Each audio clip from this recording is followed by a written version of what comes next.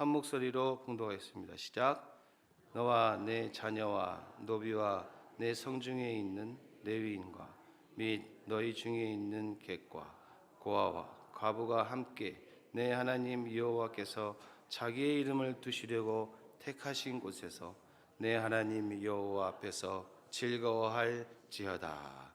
아멘.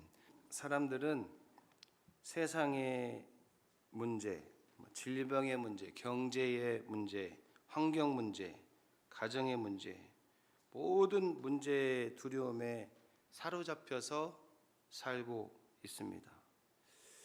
이런 참 어렵고 힘든 시기를 보내니까 감사하는 분위기가 잘 안 나죠. 우리가 감사하기가 쉽지 않아요. 이런 위기 속에서도, 어려움 속에서도 성령님의 도우심이 아니고서는 감사가 충만하게 지켜질 수 없습니다. 또한 믿음이 아니면 우리의 입술에서 감사가 나오기 힘들지요. 감사는 믿음에서 나오는 줄로 믿습니다. 저는 이번 맥주절 설교를 이렇게 우연치 않게 준비하면서 하나님께서 왜 이 어려운 시기에 사랑하는 우리에게, 이 시대를 살아가는 우리에게 왜 감사절을 지키게 하실까? 또 반대로 감사절에 기쁜 일보다 슬픈 일, 어려운 일, 걱정거리들이 왜 이렇게 많을까 생각해 보았습니다.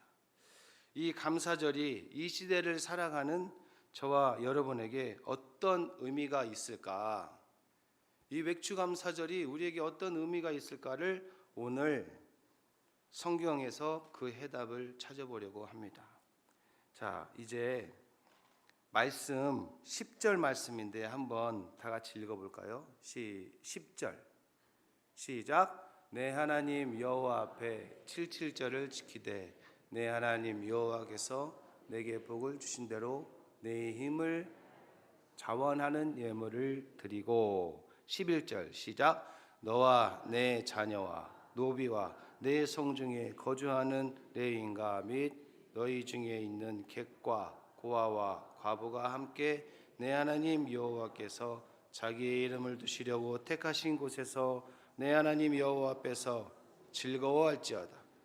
너는 애굽에서 종 되었던 것을 기억하고 이 규례를 지켜 행할지니라. 아멘. 감사절에는 우리 모두가, 우리 자녀들이, 성경에 있는 레위인들이 함께 즐거워하는 것, 이것은 당연한 일입니다. 그러나 성경은 우리에게 반드시 노비, 객, 고아, 또 과부, 이런 사람들, 여러분 성경에 나오는 이 과부, 객, 고아 이런 사람들은 다 가난한 사람들입니다. 그런데 성경은 뭐라고 말씀하냐면 이런 사람들과 함께 기뻐하라 라고 말씀합니다. 감사의 축제가 있을 때는 이런 자들과, 가난한 자들과 함께 기뻐하고 즐거워하라 라는 성경의 말씀입니다.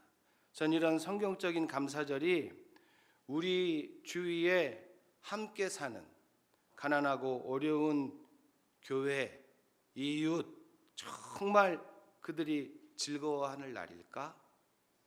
이런 감사절을 그들은 정말 감사할까? 즐거워할까? 이 감사가 가난한 이웃들, 그 힘든 사람들이 우리와 함께 즐거워하는 날인가 생각해 보면서 정신이 번쩍 들었어요. 왜냐하면 이렇게 기뻐하고 감사하고 즐거워야 할 시간에 우리의 이웃 중에서는 재정적인 어려움으로 월세도 내기 힘들어하고 경제적인, 환경적인 이 어려움에 깊은 한숨과 땅 꺼지는 걱정 때문에 우리가 갖는 즐거움을 기쁨을 저들은 누리지 못하고 잃어버리고 살기 때문이다라는 거예요. 예전에 제가 전주에서 사역할 때 코로나 때에서 사역했거든요. 그런데 그때 전주에서도 전북 지역에서도 없어지는 교회들이 막 있었어요. 코로나 때. 여기도 있었죠? 막 없어졌어요, 교회들이. 어떤 교회는 예배도 중단되어 있고 목회자는 생활고에 시달리다가 결국 정말 아픈 마음을 가지고 교회의 문을 닫아야 하는 그런 상황도 있었습니다. 큰 교회도 그 코로나로 인해서 인원이 감축되고 어떤 사역자들은 교회 재정의 어려움 때문에 인원 감축으로 교회의 사역을 내려놔야 할 수밖에 없는, 본의 아니게 쉽게 얘기하면 잘리는 그런 전도사님, 부목사님들이 있었다라는 거예요. 그럼에도 큰 교회는 어떻게 됐습니까? 큰 교회들은 잘 버텨갔어요. 흔들림 없이 버텨갔어요. 이런 어려움을 당하는 사람들이 있음에도 불구하고 큰 교회들은 절기를 지키고 감사하기도 하고 즐거워하기도 했다라는 거예요. 여러분, 성경에 보면 이스라엘 백성들은 감사의 제사를 드릴 때에 하나님께서 아주 이상한 규정을 하나 주셨어요. 그것이 바로 레위기 7장 15절에서 18절의 내용인데, 하나님께 바쳐진 예물 중에서 바친 사람이 먹을 수 있는 제물이 있어요. 그것이 바로 감사 제사인 화목 제사라는 거예요. 그런데 이 제물은 먹을 수 있지만 어떻게 해야 되냐? 그날로 다 먹어야 돼요. 그날로. 혹여라도 서온 예물이라 또 자원하는 것은 그 다음 날까지 먹어도 돼요. 그러나 그건 마저도 셋째 날까지 두면 안 된다, 이렇게 정해 놓으셨어요. 그냥 그날 먹되 혹여라도 하루 더 연장해 줄게, 이 말이에요. 여러분, 레위기 7장 18절 한번 보겠습니다. 시작. 만일 그 화목제물의 고기를 셋째 날에 조금이라도 먹으면 그 제사는 기쁘게 받아들여지지 않을 것이라. 드린 자에게도 예물답지 되지 못하고 도리어 가증한 것이 될 것이며 그것을 먹는 자는 그 죄를 짊어지리라. 그러니까 3일까지도 갈 수 없다라는 거예요. 여러분, 우리 하나님께서 왜 이런 규정을 만들어 놓으셨을까 보니까, 당시 구약 시대에는요, 이스라엘 백성 중에서 좀 형편이 어려운 사람들이 하나님의 앞에 예물을 드릴 때 어떤 걸 드렸냐면, 형편이 어려운 사람들은 제비나 비둘기, 고운 가루, 이런 거 작은 새 잡아서 드리고 이렇게 했단 말이에요. 곡식을 바쳤어요. 곡식을. 그런데 우리가 잘 아는 대로 좀 넉넉한 집안들은 소나 양을 드렸습니다. 이때 소나 양을 드리고 그 드려진 제물을 하루 이틀 만에 다 먹을 수 있을까요? 다 먹을 수 없어요. 다 먹기가 쉬운 일이 아닙니다. 이건 불가능한 일이에요. 그래서 우리 하나님이 어려운 이웃들, 객들, 고아, 과부들, 가난한 사람들을 다 불러서 먹으라, 이렇게 주장하신 거예요. 결정해 놓으신 거예요. 놀랍지 않아요? 이것이 하나님께 드려지는 감사 제사 속에 있는 하나님 아버지의 마음입니다. 할렐루야. 보십시오. 감사 제사를 통해서 어렵고 가난한 이들과 함께 먹게 하시려는, 나누게 하시려는 하나님 아버지의 이 세심한 배려가 이 감사 제사 안에 있다라는 거예요. 이게 하나님 아버지의 마음이에요. 우리끼리만 감사하고 기뻐하는 것이 아니라 이웃과 함께 그 감사를 나누는 것, 이게 감사절의 의미입니다. 그래야 하나님께 드리는 감사가 진정한 감사가 되는 거예요. 믿으십니까? 그래야 하나님이 받으시고 하나님께 올려지는 그러한 예배가 된다라는 말씀이에요. 여러분 레위기 19장에도 보면요, 추수 법칙이 나옵니다. 얼마나 자세히 나왔는지 한번 제가 읽어드릴게요. 19장 9절에 보니까 너희가 너희의 땅에서 곡식을 거둘 때에 너는 밤 모퉁이까지 다 거두지 말고 내 떨어진 이삭도 줍지 말며 내 포도의 열매를 다 따지 말며 내 포도에 떨어진 열매도 줍지 말고 가난한 사람과 거류민을 위하여 두라라고 해요. 버려두래요. 다 거두지 말고 버려도 추수할 때 어떻게 하라고요? 대충이요, 이렇게 말하는 거예요. 대충이요. 왜?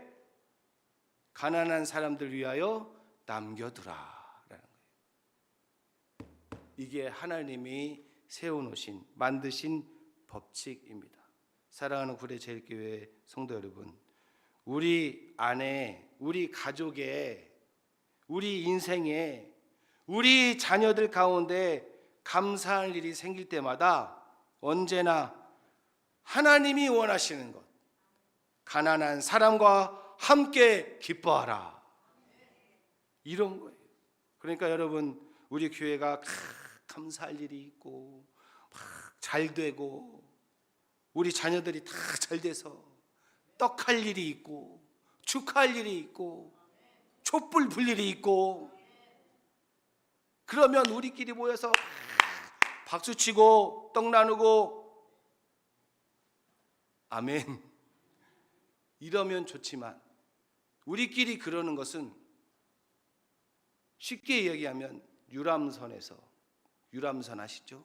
크루즈라고 들어봤을란가 모르고, 그런 근사한 유람선에서 잔을 딱 들어서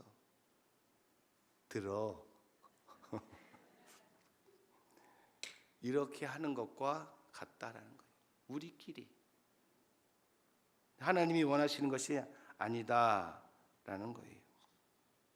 우리는 이 기쁨의 방법을 성경적으로 나눌 수 있는 방법을 연구해야 된다는 것이죠. 여기 하나님의 마음이 있는 거예요.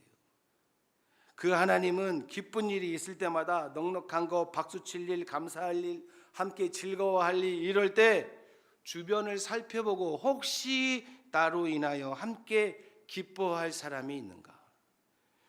우리 중에, 우는 자 중에, 낙심하는 자 중에 그런 사람이 있나 없나라는 것을 살펴보라라는 거예요. 우리 중에 혹시 울고 있는 자가 있나? 낙심하고 있는 자가 있나? 살펴보라. 이렇게 우리 하나님 아버지의 마음이 세심하고 깊고, 그러니까 이 아버지의 마음이 우리 교회와 저와 여러분의 마음이 되어야 될 줄로 믿습니다. 나의 마음이 아버지의 마음 알아. 어쩜 그렇게 선곡을 잘했디야. 나의 마음, 아버지 당신의 마음이 있는 곳에 나의 마음이 있기를 원해요. 리차드 리키라고 하는 사람이 있었어요. 박사가 케냐에서 오래 살면서 동물을 연구하는 사람이었대요. 동물학자인데 사람과 가장 비슷하게 생긴 원숭이에 대해서 깊은 연구를 했대요. 깊이 연구를 했는데, 그러면서 도대체 사람과 원숭이가 이렇게 비슷하게 행동하고 하는데, 그러면 사람과 원숭이가 가장 다른 모습은 뭔가를 원숭이를 보면서 연구를 했다는 거예요. 그래서 발견했대요. 결론이 뭐냐면 이거예요. 원숭이 세계에는 철저하게 강한 자가, 강한 놈이 약한 놈을 짓밟고 지배하고 괴롭히는 세계, 이 세계가 원숭이의 세계래요. 사람은 오직 사람 공동체만큼은 약한 자를 너그럽게 대할 수 있고 부족한 사람을 나눠줄 줄 알고 약한 자들을 긍휼히 여길 줄 아는 집단, 이런 집단은 사람 집단에게만 있다라는 거예요. 신비한 일은 자기 자식 새끼, 자기 자녀, 자기 원숭이 새끼, 자기 새끼도 사람보다 더 귀하게 여기고 막 다 끔찍하게 여겨서 그냥 먹이고 빨고 핥아주고 막, 그거는 사람보다 더 잘할 수 있다는 거예요. 안아주고 지켜주고. 이거는 동물들, 짐승들도 사람 못지않게 한다라는 거예요. 자기 새끼 아끼는 거는. 그런데 나와 상관없는 이웃, 전혀 모르는 사람들의 눈물을 닦아주고 연약한 자의 자를 일으켜주는 집단은 바로 사람들의 집단밖에 없다라는 거예요. 물론 우리 사람들을 간혹가다 이기심이 있는 사람들이 있어서 동물적인 본성을 드러내는 사람도 있지만, 그러나 하나님의 형상을 가졌기 때문에 약한 자를 돕고 사랑하는 마음이 있다는 거예요, 사람에게는.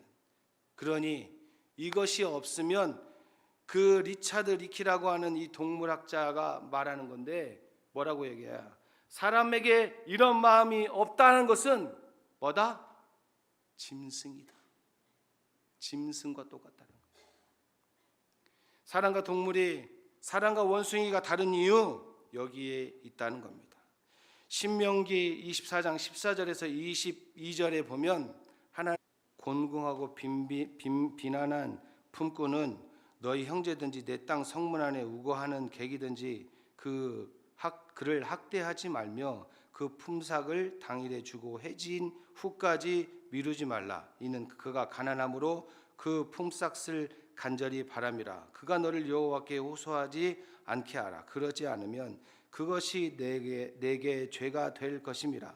아버지는 그 자식들로 말미암아 죽임을 당하지 않을 것이요 자식들은 그 아버지로 말미암아 죽임을 당하지 않을 것인즉 각 사람은 자기 죄로 말미암아 죽임을 당할 것입니다. 너는 객이나 고아의 송사를 억울하게 하지 말며 과부의 옷을 전당 잡지 말라. 너는 애굽에서 종되던 일과 내 하나님 여호와께서 너를 거기서 속량하신 것을 기억하라. 그러므로 내가 내게 이 일을 행하라 명령하노라. 내가 밭에서 곡식을 벨 때에 그 한 못을 밭에 잊어버렸거든. 다시 가서 가져오지 말고 나그네와 고아와 과부를 위하여 남겨두라. 그리하면 내 하나님 여호와께서 손으로 하는 모든 일에 복을 내리시리라. 또 그 후에 말씀이 뭐라고 나왔냐면 내가 내 감람나무를 떤 후에 그 가지를 다시 살피지 말고 그 남은 것은 객과 과부와 고아와 과부를 위하여 남겨두며 내가 내 포도원의 포도를 딴 후에 그 남은 것을 다시 따지 말고 객과 고아와 과부를 위하여 남겨두라. 너는 애굽 땅에서 종 되었던 것을 기억하라. 그러므로 내가 내게 이 일을 행하라 명령하노라. 아멘. 오늘 오전에 목사님께서 말씀 전하실 때 읽으셨던 말씀과 같아요. 너 애굽 땅에서 종 되었던 적 있지? 너 종으로 살았잖아. 그러니 너도 종의 심정을 기억하라 라는 거예요. 이것이 하나님 아버지의 마음입니다. 이렇게 내가 좀 풍성할 때에 그래 나도 가난한 시절이 있었지, 어려운 시절이 있었지, 그리고 내 풍성함을 가난한 이웃에게 나눈 일이 있다면 내 하나님 여호와께서 내 손으로 하는 모든 일에 복을 내리시리라. 할렐루야. 복을 내리신대요. 하나님의 말씀이에요. 그러니 사실 우리가 살면서 몰라서 그러지 이 땅에 살면서 복을 걷어차면서 살아갈 때가 많이 있어요. 충분히 할 수 있는데도 안 할 때도 있죠. 여러분, 이렇게 우리가 감사절을 맞이하는 때에는 이런 감사의 조건만 있습니까? 아니에요. 이런 감사절을 엄밀히 말하면 우리에게는 영적인 의미가 더 크다라는 거예요. 바로 하나님의 마지막 심판을 예표하는 날이 이 감사절이에요. 왜 그럴까요?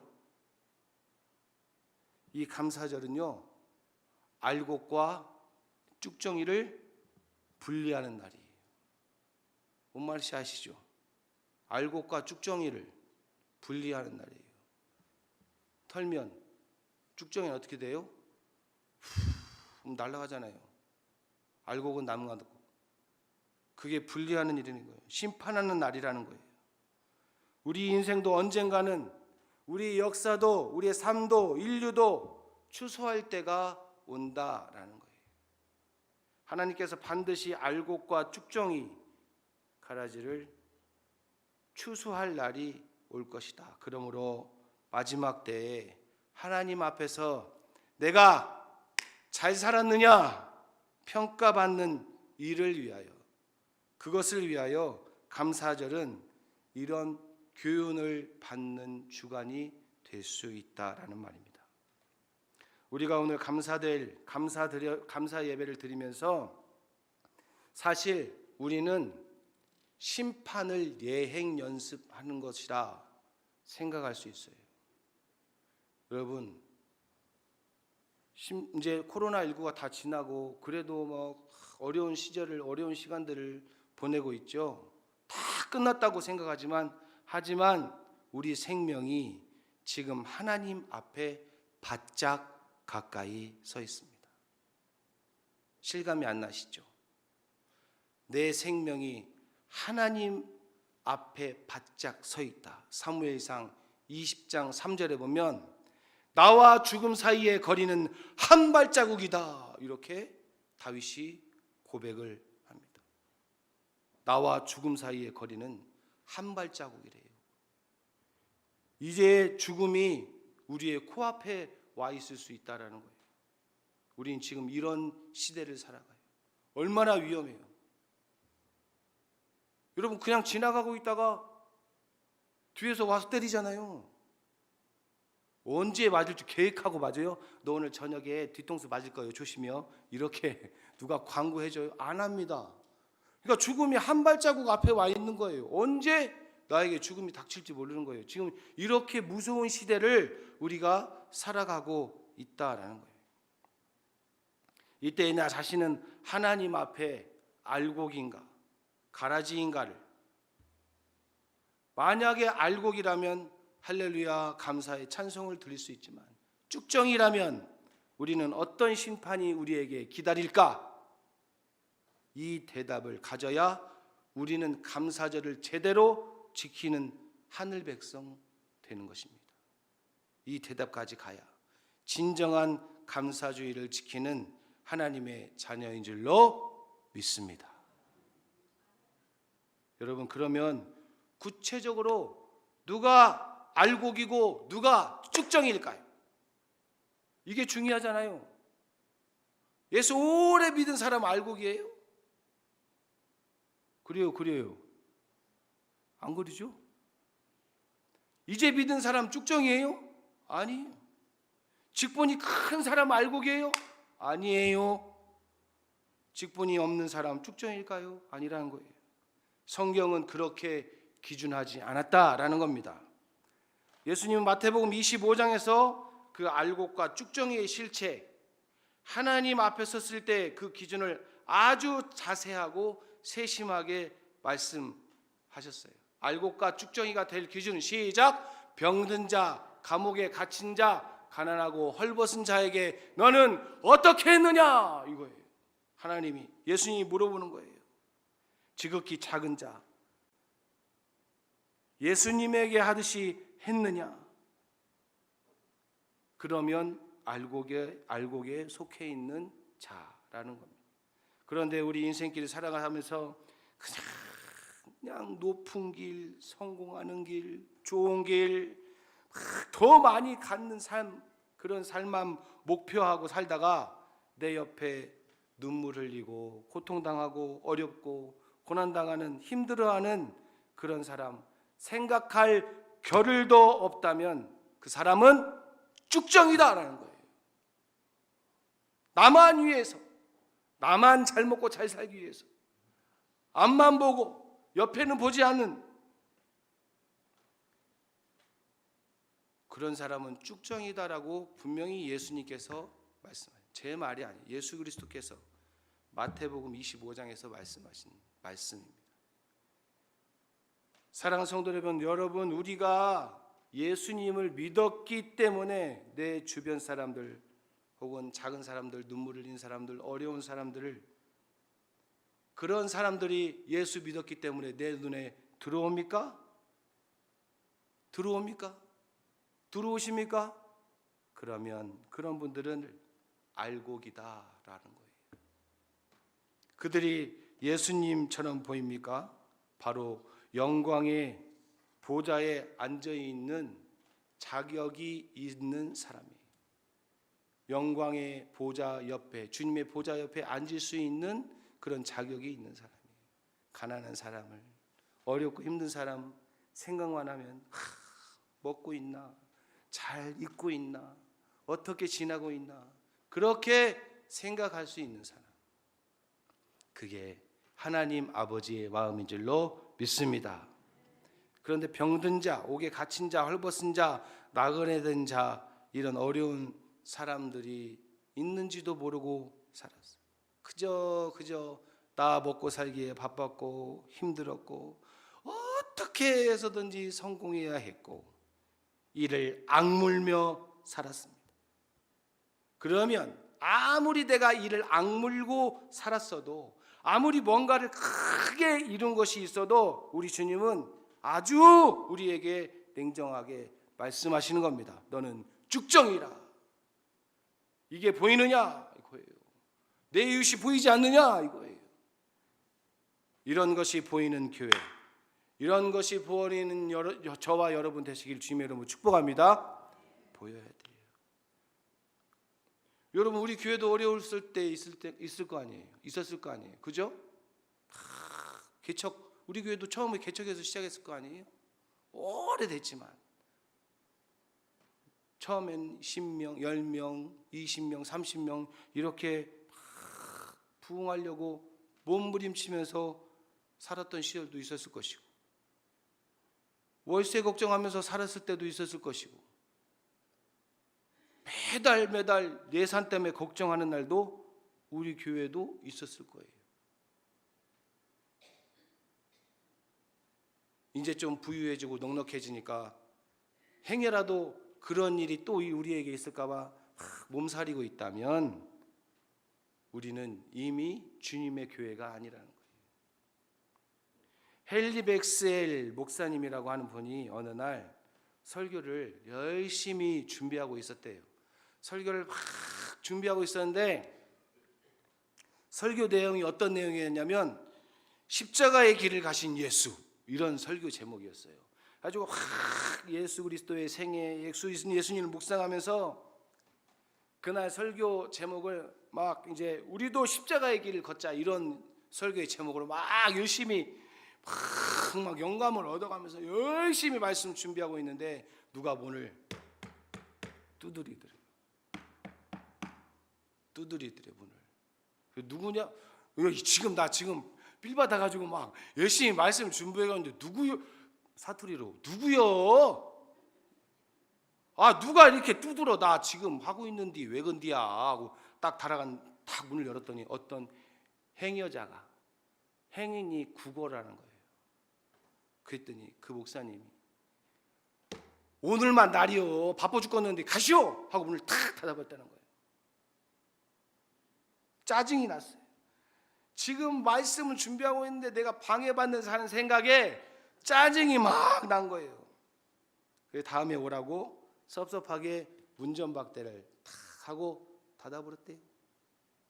그런데 한 주간 동안 그렇게 기도하면서 열정적으로 설교를 했는데 그 설교 내용이 얼마나 은혜가 넘쳤는지 성도들이 막 벌떡벌떡 일어나고 막 할렐루야 막 했었고 막 그냥 할렐루야 깰 때라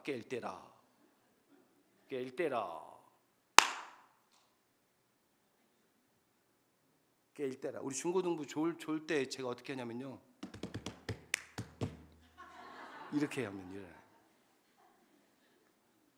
깰 때라 그렇게 쫓아냈대요. 쫓아내고 말씀 전했는데 막 성도들이 막 일어났다는 거예요. 막 은혜 받았다고. 그런데 어떤 소식이 들렸냐? 그 행여자가, 구걸했던 사람이 길에서 죽었다는 소식을 들은 거예요. 그 소리에 이 목사님이 충격을 받은 거예요. 충격을 받고 목사님이 고민했어요. 과연 내가 십자가에 관한 설교를 준비하는 것이 옳았냐? 아니면 그 행여자를 도왔어야 했냐? 회개하는 심령으로 내가 설교를 잘해서 뭐하냐? 내가 교인들을 잘 가르쳐서 뭐하냐? 지나가는 행여자, 가난하고 어렵고 힘든 사람, 그 사람에게서 눈 돌려서 내가 우리 예수님을 외면했는데, 예수님 외면하고 성도들에게 은혜로운 설교를 한 것이, 이것이 얼마나 가증된 일이냐, 막 그렇게 고민을 하고 회개하고 좌절했다는 거예요. 교인들의 귀를 그렇게 넓게 하고 큰 일을 하는 것에서는 일조를 했을지 몰라도 저들에게 예수 그리스도의 십자가의 사랑, 십자가의 능력, 십자가의 권세에 대한 내가 했던 모든 설교는 다 무효다. 충격적인 자기 반성, 자기 회개로 평생을 그렇게 회개하는 마음으로 목회를 했다라는 거예요. 이후에 이 목사님과 교인들의 삶이 더 목사님의 기름 부으심을 통하여서, 설교를 통하여서 엄청난 변화를 겪었다라는 거예요. 목사님이 설교할 때마다 막 유명한 사람들이 다 충격을 받고 변화를 받고 막 삶이 바뀌어지고 예수 그리스도의 십자가의 능력이 나타났다라는 거예요. 여러분들이 들으셨을지 모르겠지만 유명한 쉘 앤 쉘돈이라는 목사님이 쓴 신앙소설에 예수님이라면 어떻게 할 것인가의 내용 중에 나온, 책의 내용 중에 나온 이야기예요. 예수님이라면 이 시대를 어떻게 보실까? 예수님이라면 오늘 이 시대에 우리 교회를, 예수님이라면 이 시대에 지금 나의 믿음을 어떻게 보실까? 예수님이시라면 한 시대의 성도로서 어떻게 살아가야 할까 생각해야 합니다. 오늘 이 세계 곳곳에서는 엄청 힘든 일, 그로 인해 울음소리가 그치지 않아요. 얼마나 세상이 시끄럽고 힘들고 이유 없이 죽고 사고 나서 죽고 얼마나 어려운 일들이, 전쟁, 테러, 그 속에 가난한 자들은 울고 있습니다. 멀리 가지 않아도 우리의 주변에 경제적인 어려움 때문에, 건강의 연약함 때문에 애통하는 자들이 얼마나 많이 있습니까? 이들의 눈물은 곧 하나님 아버지의 눈물입니다. 자식이 많아도, 똑똑하고 성공한 그리고 부유한 자녀들이 있어도 아버지의 마음은, 부모의 마음은 언제나 힘들고 어려운 자녀의 형편을 더 가슴 아파 하는 것처럼 우리를 보시는 하나님 아버지의 마음은 우리 중에 있는 이 어려운 이웃들의 마음 속에 있다는 것입니다. 그들을 섬기는 자들은 하나님께서 뭐라고 말씀하시겠다고요? 복 주시겠다. 우리 옆에 계신 분하고 선포합시다. 우리 이웃을 섬깁시다. 다시 한번, 내 이웃을 내 몸과 같이 섬깁시다. 시작. 다시 한번, 그러면 복 받습니다. 시작. 복 받을 줄로 믿습니다. 여러분, 복이라면 그냥 좋아. 복. 오늘 이렇게 예수님께서 말씀하시는 거예요. 너희도 애굽에서 종살이 했던 때가 있었잖아. 그거 기억해. 우리가 7월 한 달 동안 이 감사의 달만이라도 우리 주변에 있는 우리의 어려운 이웃들과 함께 한 시대를 짊어지는 주님의 피 묻은 교회들, 어려운 교회들을 보면서 여러분 정말 우리 안에 감사가 넘치는 삶이 있다면 그래, 우리 어려운 시절로 돌아가서 어려워서 고통받는 이웃을 섬기리라, 이렇게 마음이 보여진다면 우리 이 시대에 그리스도인이지 않겠습니까? 하나님이 택하신 그리스도인이지 않겠습니까? 이 감사절은 바로 하나님 아버지의 마음의 감사절인 줄로 믿습니다. 하나님 아버지의 마음, 하나님의 눈이 머문 곳, 하나님의 마음이 머문 곳에 우리의 마음도 머물러야 될 줄로 믿습니다. 할렐루야. 다 같이 한번 기도할까요? 기도하겠습니다. 기도합시다. 말씀 들으면서 내가 그동안 살면서 나의 마음과 시선이 하나님 아버지의 마음과 시선에 반대였다면, 아버지 이제는 이 감사절을 지내면서 아버지의 시선이 머문 곳에 나의 시선이 있게 하시고, 가난한 자, 어려운 자, 고난당하는 자, 병든 자를 더 돌보고 섬기는 우리의 손길이 될 수 있도록 주여 나의 믿음을 더하여 주옵소서. 이 시간 이런 기도의 제목을 가지고 말씀을 기억하시면서 잠시 기도하겠습니다. 하나님 아버지 감사합니다.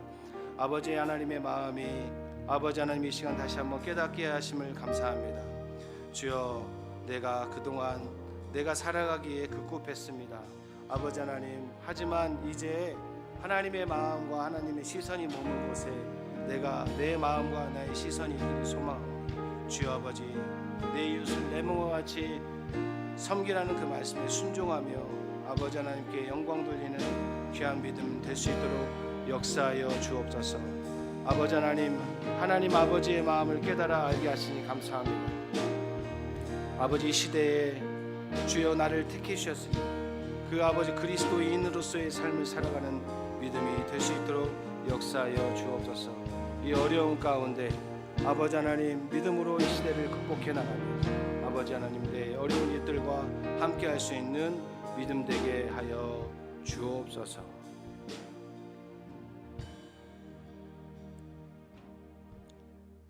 하나님 아버지, 우리 이 시대에 다 어렵지만 그럼에도 불구하고 그 어려움 속에서도 나보다 더 어려운 이웃들이 눈에 보여 알곡으로 살기를 원합니다. 이런 감사절 되게 하옵소서. 예수님의 이름으로 간절히 기도합나이다. 아멘. 우리 하나님 아버지의 마음 한번 찬송하고 우리 축도하고 예배를 마치겠습니다.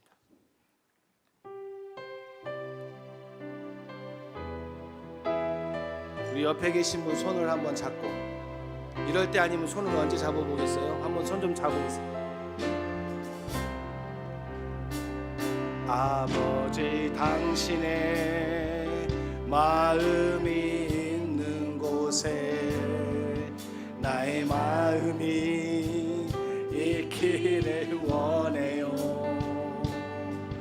아버지, 당신의 눈물이 고인 곳에 나의 눈물이 고이기 원해요.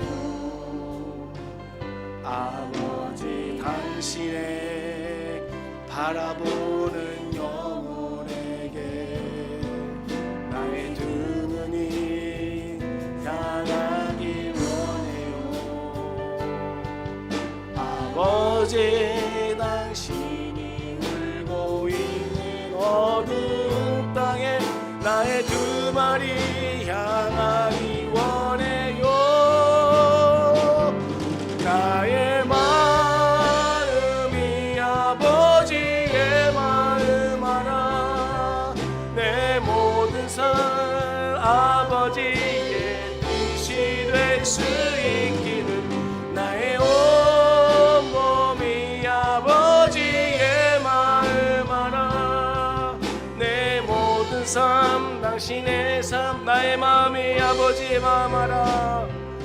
나의 마음이 아버지의 마음 알아. 내 모든 뜻 아버지의 뜻이 될 수 있기를 나의 온 몸이 아버지의 마음 당신의 삶 되기를. 아멘.